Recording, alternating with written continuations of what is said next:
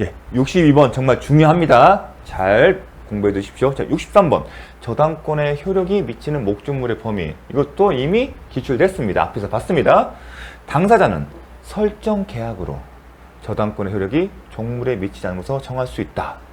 저당권의 효력이 있을 때 우리가 배웠죠. 부합.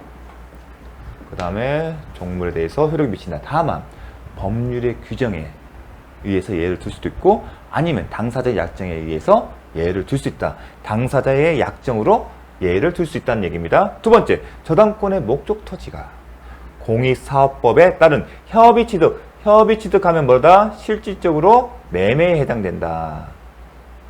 저당권자는 보상금 청구권에 물상대권 행사할 수 있다? 없다. 물상대입권은 언제 한다?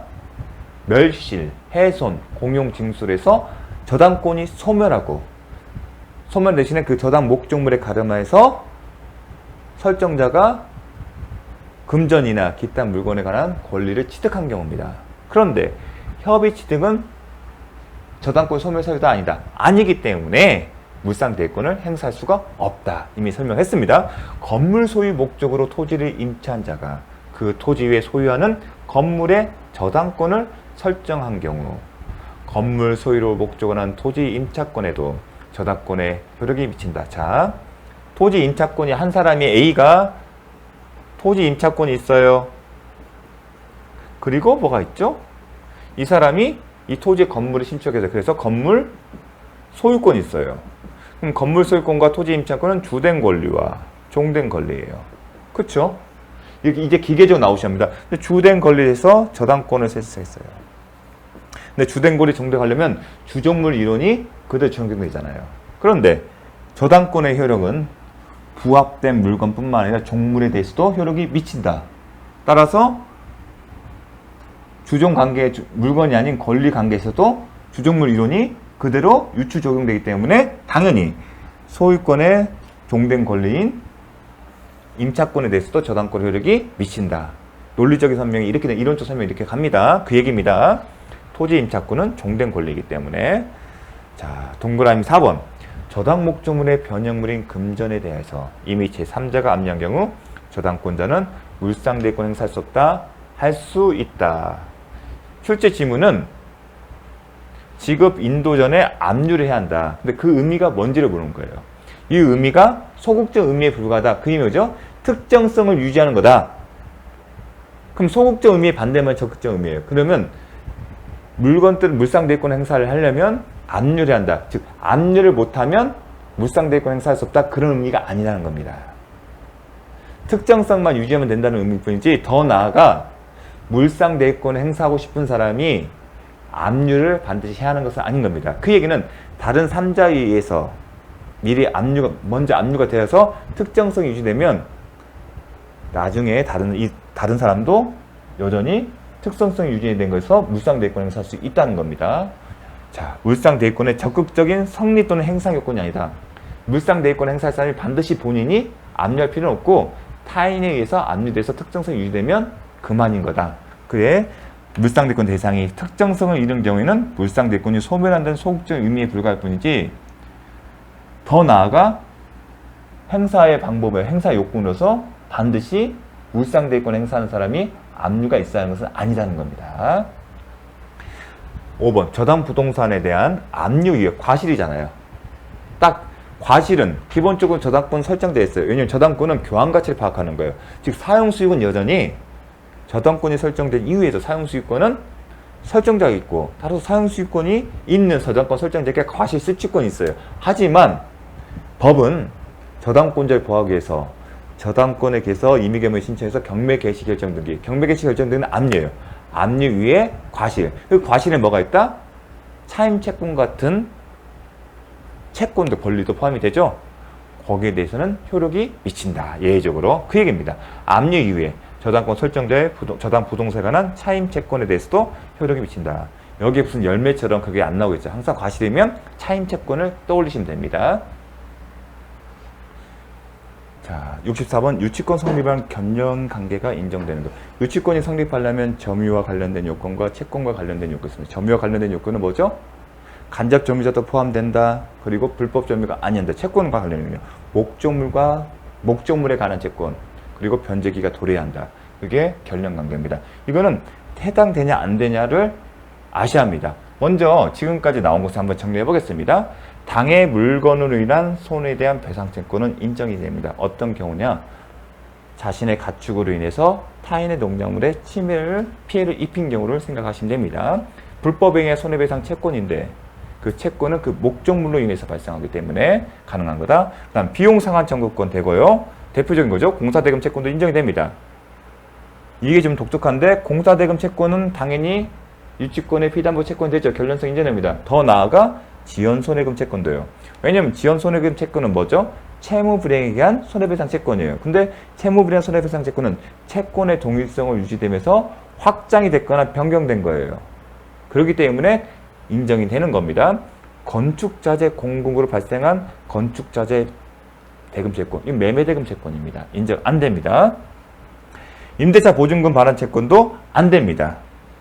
그 다음에 건물의 임대차에 있어서 건물 시설을 아니하기 때문에 임차인에게 건물을 임차 목적대로 사용하지 못한 것을 위한 손해배상 청구권. 이런 손해배상 청구권이 될 것도 같은데 잘 보세요. 임대차 계약을 체결하면서 임대인하고 뭔 해달라고 요청을 했어요. 내가 뭐 해줄게. 근데 뭘 해주기로 약속했는데 안 한 거예요. 아무것도 안 한 거예요. 그러니까 목적물에 관한 채권이 아니겠죠. 아무것도 안 하는데 어떻게 목적물에 관한 채권이 있겠습니까? 그렇게 인정해서 잘 기억해 주십시오. 동그라미 7번. 반환 역정에 따른 임차인의 임대인을 상대로 한 권리금 반환 청구도 아닙니다. 권리금 반환 청구는 아닙니다. 자, 권리금은 임대인이 특별한 약정이 있는 경우는 권리금 인정할 때 나중에 네가 임대차 계약 종료해서 후속 임차인이 구하지 않고 그냥 나가는 경우는 내가 권리금 줄게. 그런 경우가 있을 수 있습니다. 자, 원상회복 약정이 있는 경우, 원상회복 약정이 있는 경우 유입비. 원상회복 약정이 있다는 얘기는 임차인이 비용 상환 청구권을 포기한다는 겁니다.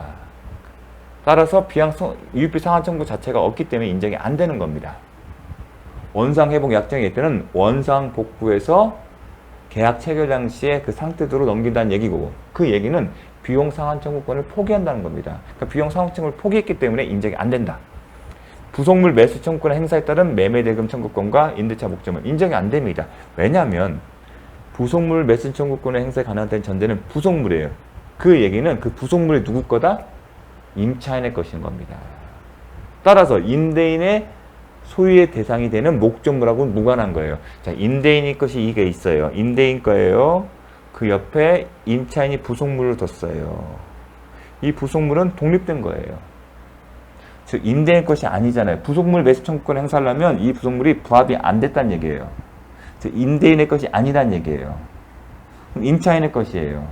근데 유치권은 타인 소유잖아요. 임대인 소유가 대상이 되는 건데 이거는 자신의 것에 대한 부속물 매수 청구권이니까 타인의 것이 이 목적물에 대한 것이 아니기 때문에 인정이 안 되는 겁니다. 결련관계가 없기 때문에 제가 급하게 설명하는데 고개지지 포인트입니다.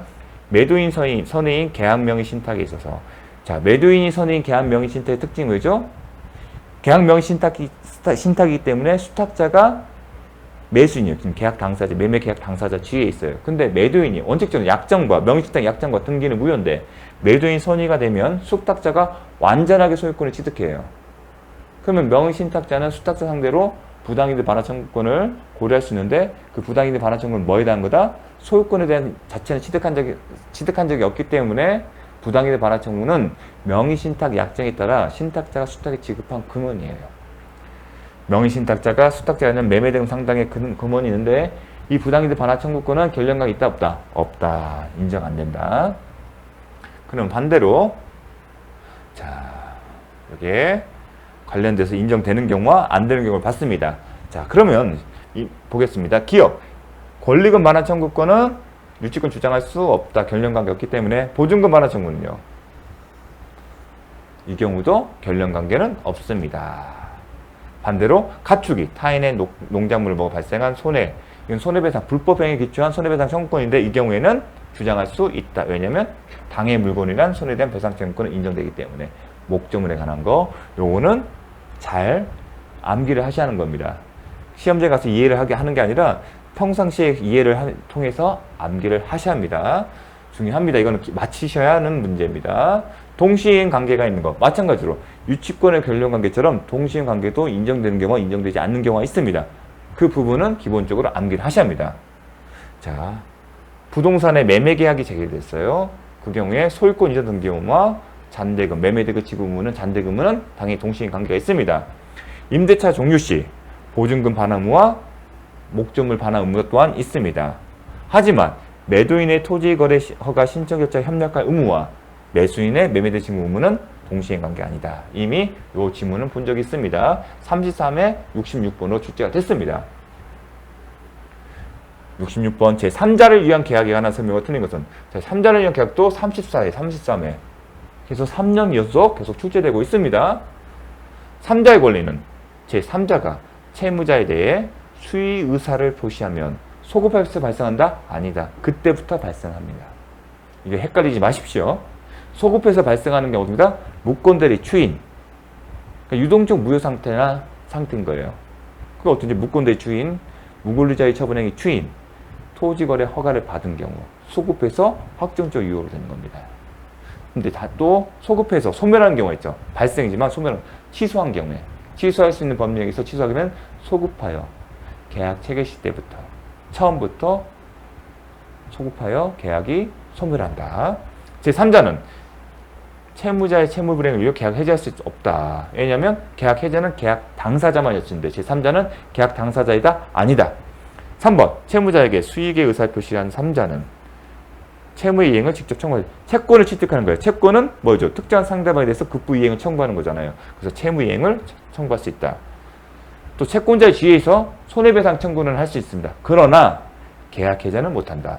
채무자는 상당한 기간을 정하여 계약 이익의 상승 여부의 확답을 제3자에게 체고할 수 있다. 맞죠? 너 이거 수의의사 표시 할래 안 할래? 이렇게 할래? 이거 채권 취득할래 안 할래? 물어보잖아요. 답이 없으면 거절한 것으로 본다도 기억하셔야 합니다. 채무자와 인수의 계약으로 체결된 병전적인 채무인수는 뭐다? 제3자를 위한 계약으로 볼 수 있다. 병전적인 채무인수에는 면책적 채무인수와 그 다음 병전적 채무인수가 있어요. 변정적 채무인수는 제3자를 위한 계약을 볼 수 있다. 면책적 채무인수는 어디서 배웠죠? 주택임대차법상에서 임대인의 지위를 승계하면 양수인은 기존의 양도인은 임대차 보증금 반환 의무에서 벗어나고 임대인의 지위를 승계한 새로운 양수인이 보증금을 지급할 의무다. 그게 면책적 채무인수다. 67번 합의 해제에 관한 설명. 합의 해제입니다. 합의 해제하면 뭐란다? 계약을 쓰십시오. 합의 해제는 계약이다. 이렇게 기억을 하셔야 합니다. 부동산 매매 계약이 합의 해제된 경우는 다른 약정이 없는 그 합의 해제의 효과를 묻는 겁니다. 매도인은 수령한 대금에 이자를 붙여 반환할 필요가 없다. 맞습니다. 다른 약정이 없는 한. 이걸 물어보면 548조와 연관된 거예요. 548조라면 계약을 해제한 경우에는 받은 게 있으면 다 돌려주고 그게 금전의 경우에는 받은 날부터 이자까지 계산을 이렇게 한다는 조항입니다. 근데 합의 해제의 경우에는 당연히 적용되는 게 아니라 합의 해제 계약을 하면서 그렇게 하기로 한 경우에만 적용된다. 그게 포인트입니다. 자, 합의 해제를 한번 개념 보게 되면 해제권 유무에 불구하고 이게 뭐냐면 법정 해제권 있겠죠. 채무 불이행의 법정 해제권 아니면 약정 해제권도 있습니다. 이런 경우에 해약금 추정된도 있지 않습니까? 그런 게 아니라 계약 당사자 쌍방의 합의에서 기존의 계약을 효력을 소멸시키고 당초부터 계약이 체결되지 않았던 것 같은 상태로 복귀시킬 것을 내용하는 새로운 계약인 겁니다. 계약이기 때문에 당사자가 합의해서 끝나는 거예요. 매매계약 체결했어요. 그러다가 야 우리 계약 없던 걸 하자. 또다시 계약을 하는 겁니다. 그 내용이 뭐죠? 기존에 체결했던 계약의 효력을 없애는 거예요. 합의해제 계약했을 때 야 저번에 우리 서로 주고받은 돈은 어떻게 하지? 야 그건 서로 각자 받은 것을 돌려주자. 이자도 줘? 야 이자까지 줄 필요가 있겠냐? 야 네가 이 계약해 이거 없던 걸 하면 나 손해가 있는데? 그래 그럼 손해는 얼마 줘? 이렇게 계약을 정할 수가 있는 겁니다. 따라서 계약이기 때문에 계약에서 정해진 대로 하는 것뿐인 게 원칙이에요. 근데 쟁점이 뭐냐면 548조 보면 금전을 받은 금액 돌려줄 때 이자까지 준대요. 근데 그거는 법정 해제권 행사할 때 적용되는 거지 합의 해제 경우는 당연히 적용되는 것이 아니라 약정을 한 경우만 적용된다. 그게 포인트입니다. 정말 중요합니다. 548조 2항은 당연히 적용되지 않는다. 합의해제 원상회복 의무는 당사자의 합의, 약정에 따르는 것이지 당연히 적용되지 않는 거다. 두 번째, 당사자 쌍방은 자기 채무의 이행 제공 없이 합의에 의해 계약 해제할 수 있다. 이게 무슨 얘기냐면, 야, 법정 해제권에 보게 되면 채무 불이행 사유가 발생해. 특히 이행지체. 이행지체는 이행지체 채무 불이행 만들는데 이행지체는 뭐 하나 쟁점 뭐죠? 동시 항변권이 있으면 이행지체가 아니에요. 존재 효과 때문에. 따라서 자기의 채무를 이행하거나 아니면 제공해야만이 동시 항변권이 사라지는 거예요. 이행지체라는 사유가 발생할 수 있습니다. 그걸 염두에 두고 묻는 거예요. 합의 해제의 경우에도 그렇게 하는 거죠? 아니죠. 그런 경우는 법정 해제권이에요. 해제권, 일방적인 의사표시로 계약을 소멸시키는 거예요. 근데 지금 뭐예요? 계약에 따른 거기 때문에 그렇게 할 필요가 없는 겁니다. 그 내용 없는 겁니다. 새로운 계약이므로 사적 자치의 원칙상 당사자의 의사 합치만으로도 효력이 발생한다. 이거는 일방적인 의사표시로, 즉 법정 해제권을 행사하는 경우에 논의되는 문제입니다. 3번, 합의 해제의 소급표는 법정 해제의 경우같이 제3자의 권리를 해하지 못한다. 요거는 좀 또 뜹니다. 비록 계약이지만, 계약일 때 하자면 제3자 권리에 3자를 보호하는 규정은 적용이 된다는 거.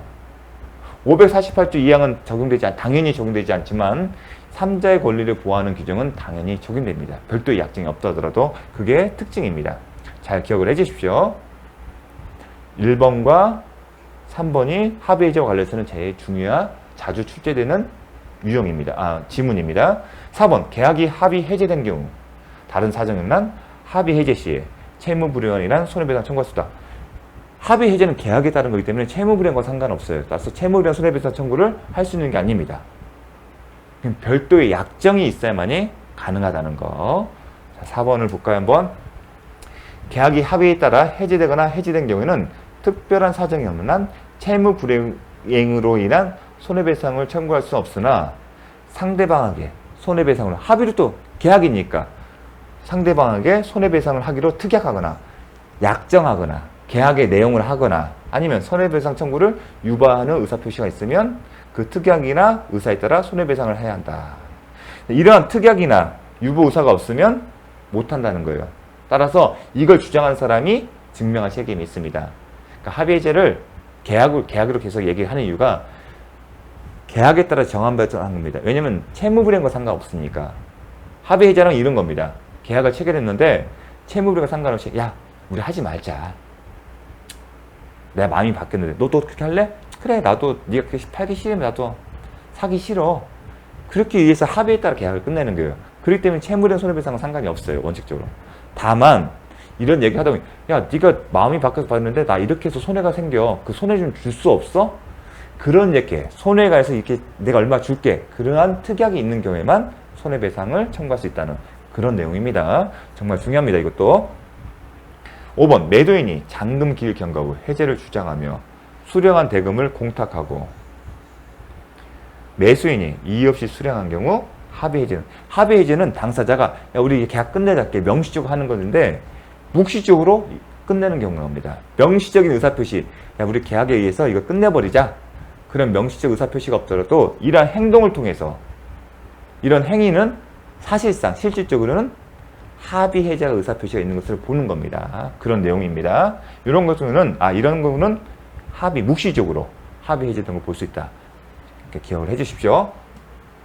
68번, 청약에 관한 설명을 옳은 것은 불특정 다수의 청약은 효력이 없다? 아니죠. 효력이 있죠. 다만 승낙은 특정인에 대한 겁니다. 그러니까 불특정 다수에 대한 승낙은 효력은 없다. 그건 맞는지. 하지만 청약은 가능합니다. 2번, 청약이 상대방에 도달하여 효력이 발생하더라도 처리할 수 있다? 아니다. 청약의 구속력, 즉 청약도 하나의 의사표시이기 때문에 도달해야만이 효력이 발생하고 도달해서 효력이 발생하면 처리할 수 없다. 3번, 당사자 간에 동일한 청약이 상호 교차해요. 그러한 경우는 어떻게 된다? 양 청약이 발송한 때가 아니라 도달한 때에 계약이 성립한다. 자주 출제되는 지문입니다. 4번, 계약 내용이 제시되지 않는 강구는 청약에 해당되는 게 아니라 뭐다? 청약의 유인입니다. 계약이 성립하기 위한 법률 요건은 청약은, 자, 계약은 대리되는 당사자가 좀 매매계약 생각하십시오. 매도인과 매수인이 있어요. 계약이 성립하려면 매도인과 매수인의 의사표시가 있고 그 의사표시가 합치돼야 돼요. 그런데 계약의 경우에는 청약과 그 의사표시를 하나는 청약으로 볼 수 있고 하나는 승낙으로 볼 수 있어요. 그런데 청약과 승낙 어떻게 구분한다? 제안을 하는 게 먼저 청약이고 거기에 답하는 게 승낙이에요. 그러면 청약은 어느 정도 내용이 있어야만이 청약을 볼지, 이게 따지는 이유는 청약과 청약의 유인을 구분하기 위한 겁니다. 청약을 되려면 그에 관한 승낙만, 단순 돈, 오케이 그 말만 하더라도 곧바로 계약이 성립할 수 있을 정도로 구체적이고 확정적인 의사표시합니다. 즉 청약은 계약의 내용을 결정할 수 있을 정도의 사항을 포함시키는 겁니다. 그렇지 않은 경우, 즉 구체적이고 확정적인 의사표시가 아니면 뭐다? 청약이 아니라 청약의 유인인 겁니다. 그걸 묻는 겁니다. 청약은 그에 대한 오케이만 있으면 계약이 성립하는 구체적이고 확정적인 의사표시해야 한다. 그렇지 못하는 경우는 청약이 아니라 청약의 유인이다. 그걸 묻는 겁니다. 자, 청약의 유인과 구별은 나오네요. 상대방의 의사표시가 있기만, 오케이만 하면 곧 계약을 성립시킬 확정적이고 구속 의사가 있는지 여부에 따라 판단한다. 청약의 유인은 확정적이고 구체적인 의사표시가 아니고 단지 타인을 깨어내서 자기에게 청약을 하게 하려는 행위를 말할 뿐이다. 이게 이론적인 설명이에요. 그러면 이런 사례가 구체적으로 청약인지 청약의 유인지를 묻습니다. 그런데 시험은 요거와 관련돼서 출제됐죠. 하도급 계약을 체결하는 교섭 당사자가 견적서 제출. 견적서 제출 행위는 청약의 유인이다. 요게 답이었습니다. 이런 어떤 사례 자체로는 요게 자주 출제됐습니다. 이론적인 구분을 묻지는 않습니다. 자, 그 다음에 약관. 제가 2024년 이전에는 간혹 물어봤어요. 그러다가 최근에 한번 나온 겁니다. 그 법조문 내용이에요, 사실은요. 약관 자체가 이 정도 간혹 가다가 설명되기 때문에 많이 공부할 내용은 아닌 겁니다. 심도 있게. 나오면 어쩔 수 없는 거고 기출문제 정도만 아시는 부분입니다. 자, 요 내용은 다 법조문의 내용입니다. 고객에게 부당하게 가져온 약관이 뭐죠? 약관은 계약이에요. 약관도. 기본적 계약이에요. 계약의 특징이 뭐죠? 사적 자치예요. 따라서 계약의 내용은 당사자가 협의에 따라서 정하는 거예요. 근데 우리의 경제 현실을 보게 되면 어떠한 계약은 기본적 매매계약 같은 경우 당사자가 매등 매수 협의해서 결정을 해요. 그런데 계약의 모습은 꼭 매매계약만 있는 게 아닙니다. 우리 일상생활에 많아요. 예컨대 자동차 보험 계약이요. 그 다음에 여러분들이 기차나 대중교통 이용할 때 그거 다 계약이에요. 근데 우리가 보험 계약을 할 때 여러분 계약이면 계약의 내용을 서로 협의해서 결정을 해야 돼요. 근데 여러분이 보험 계약을 체결했을 때 어떻게 했는지 살펴보십시오. 인터넷이나 아니면 사원을 만나서 할 때 이미 부동 문자로 활자된 거기에 대해 동의하냐 사인만 할 뿐이지 그 내용이 협상하지 않습니다. 여러분이 KTX나 아니 고속버스 탈 때도 지금은 다 인터넷 하기 때문에 표를 안 받지만 만약에 표를 발권하게 되면 뒤에 다 써 있어요. 그 계약 내용이. 근데 그 협상에서 탑니까? 그렇게 안 해요. 그런데 그게 잘못된 거냐? 그건 아닙니다. 만약에 대중교통을 뭐 이용할 때 일일이 그걸 계약 내용을 협상에 한다 하게 되면 무슨 일이 벌어질까요? 그래서 약관이라는 것은 사업자가 미리 정해냈어요. 불투적 다스인을 염두에 두고 만들어 놓은 거예요. 그게 약관이에요. 그렇기 때문에 협상의 여지가 있다 없다? 없어요.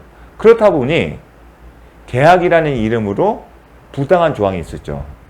협상을 했다면 그 배제시킬 수 있는데 사실상 못해요. 그래서 불공정한 내용이 있는 경우가 있어요. 소비자에게.